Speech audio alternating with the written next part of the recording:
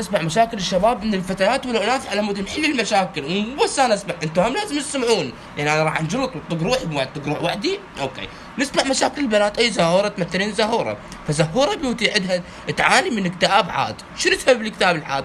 لفه الشال غلط تطلع دائما عوجه، فلفه الشال مسببت لها عقده، وان هي انسانه نيجاتيف انرجي، طاقه يعني طاقه سلبيه دائما عندها بسبب من لفه الشال. فتتنشبين وزي النقرح لو تزعين الشال وتخلصينها من قرفك. العيب زربونه. نرجع على حمودي. حمودي مشكلته انه كل ما يصارح يرفض، كل ما يصارح يرفض، كل ما يصارح يرفض. فهو يقول انا بديت اتعقد، وعن قريب راح يعرضون على دكتور نفسي بسبب اللي انا دا احس انه انا اكو نقص بنفسي. انت مو نقص، انت انسان حيوان اصلا، ماكو ولد يصارح بيوم 4 مرات. شنو عندك دواء علاج هو؟